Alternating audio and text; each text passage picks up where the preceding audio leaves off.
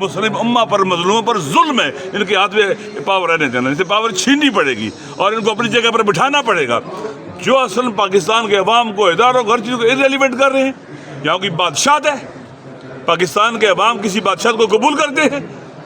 انشاءاللہ العزیز آپ دیکھیں گے کہ پاکستان میں ان لوگوں کو چھپنے کی جگہ نہیں ملے گی. علامہ صاحب, خان صاحب نے اسٹریٹ موومنٹ کی بات کی ہے, تو یہ بتائیے گا آج کیونکہ دوسرا روز ہے قومی کانفرنس کا, اس کے بعد کیا کوئی بڑا لائے عمل آ سکتا ہے آج آپ لوگ, کیونکہ اب تقریباً ساری سیاسی جماعتیں 2-3 کو چھوڑ کے آپ یہاں پہ اکٹھے ہوئے ہیں, تو آج کیونکہ لوگ ایکسپیکٹ بھی کر رہے ہیں. آج کی اس کانفرنس کا نام بھی قومی مشاورتی کانفرنس ہے. انشاءاللہ پوری قوم کو, پوری اپوزیشن کو, سب کو ساتھ مل کر اقدامات ہوں گے, نیا عمل طے ہوگا, اس کا اعلان ہوگا, اور انشاءاللہ اکیلے نہیں چلنا ہے, پوری قوم کو ساتھ لے کے چلنا ہے. کل خان صاحب کی سزا پر آپ کیا کہیں گے؟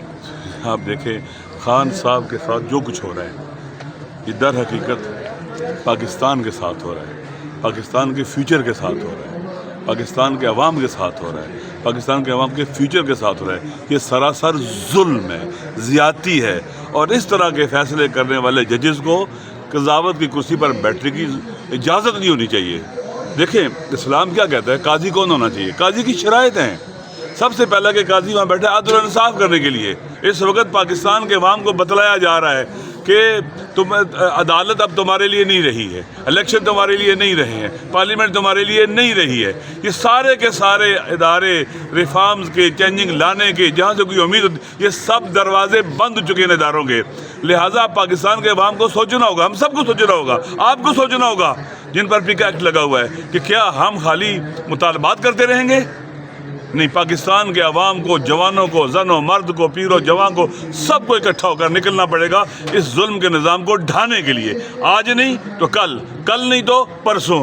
بالآخر انہوں نے ریفارمز کے سارے راستے بند کر دیے. اچھا علامہ صاحب, یہ نماز پڑھنی ہے. آخری سوال. عمران خان مزاحمت کی طرف جا رہے ہیں اور سہیل افریدی جو ہیں وہ اس راستے پہ چل رہے ہیں. جو پی ٹی آئی کے ورکر ہیں اور عام پبلک جو اس وقت آپ کے لوگوں کے ساتھ کھڑی ہے, ان کا اعتماد سہیل افریدی اور عمران خان کے بیانیے کے ساتھ بڑھتا جا رہا ہے. تحریک تحفظ آئین پاکستان پہ لوگ عدم اعتماد کر رہے ہیں کہ وہ کہہ رہے ہیں کہ یہ مشاورت کی طرف جا رہے ہیں, مذاکرات کی طرف جا رہے ہیں. بات سنیں جی, 2 چیزیں ہیں. رجسٹ بھی کرنا ہے اور بات چیت نہیں کرنی. خان صاحب نے کہا مذاکرات کا نہیں کرنا. خان صاحب یہ دونوں مذاکرات کر سکتے ہیں.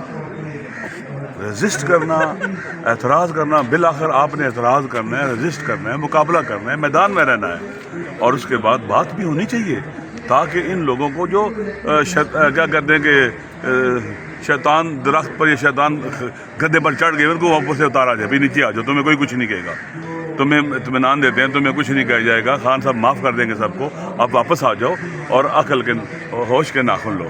ٹھیک ہے, یہ کوئی یہ نہ کہو کہ خالی خیبر پختونخوا میں لوگ اسٹریٹ پہ آئیں گے. نہیں, پورے پاکستان میں ہم نے آنا ہے, پورے پاکستان میں نکلیں گے, ہر کوئی اپنے علاقے میں نکلے گا, تو پھر ہم اب مقصد کی طرف بڑھیں گے آگے اور اپنے اہداف کو حاصل کریں گے. عوام کا اعتماد آہستہ آہستہ کھو رہے ہیں, جیسے گورنمنٹ کے پاس عوام کا اعتماد نہیں ہے. تحریک تحفظ یعنی پاکستان کا پلیٹ فارم بھی یہ آپ کے خیال میں عوام نے مینڈیٹ دیا ہے, آپ نے عوام میں سروے کیا ہے, جا کے گئے عوام کے اندر, پوچھ کے عوام سے کتنے لوگوں سے اپنا انٹرویو لیا ہے, کتنے لوگوں سے سروے کیا ہے. ایسے باتیں نہ کرو. نہیں, پی ٹی آئی کے ورکروں کی جانب سے میری بات سنو, یہ بیانیہ پتہ کس کا ہے؟ یہ حکومت کا ہے, یہ حکمرانوں کا ہے, ان لوگوں کا ہے جو ان کی زبان بولتے ہیں. میرے پیارے بیٹے, جاؤ عوام میں سروے کرو, اس کے بعد آپ کو کہو کہ میں نے 100 بندوں سے پوچھا, 95 نے یہ کہا, 5 نے یہ کہا ہے.